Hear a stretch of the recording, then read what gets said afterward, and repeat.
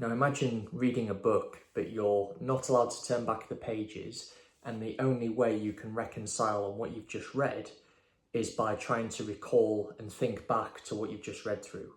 That is an analogy that I came across recently that kind of summarised the idea of going through life. And especially as we're going through our 20s, there's so many different minefields that we have to navigate our way through, whether that's making the decision to stay single, making the decision to go into a relationship, and then when you do go into a relationship, it's then trying to figure out if you've met the right person.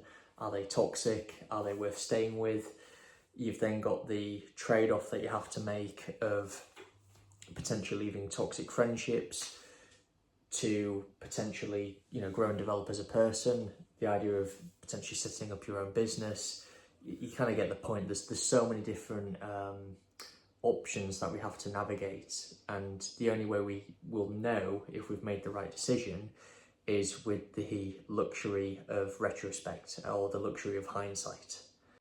I guess the biggest sacrifice that men make, particularly in their 20s, and it's something I went through, is you'll kind of get to a point where you'll get to a crossroads, and you either have to decide if you want to pursue a life of pleasure and enjoyment, or if you want to pursue a life of purpose.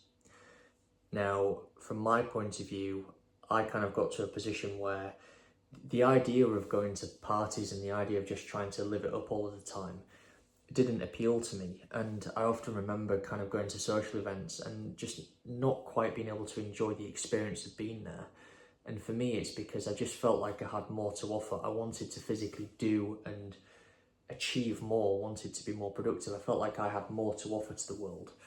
And I guess as a result of that, I kind of leaned towards the idea of self-improvement and self-development, and the idea that if I'm going to go through life, I want to achieve a sense of purpose. The idea of just achieving pleasure and enjoyment didn't really make much sense to me.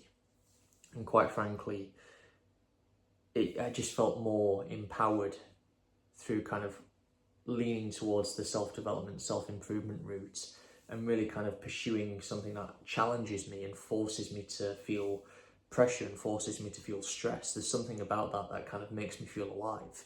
And speaking to other men who have that same mindset, they understand where I'm coming from. I guess from my point of view, as I've kind of gone through that process of making that sacrifice of kind of neglecting the idea of fun and pleasure and just focusing on the idea of pursuing purpose,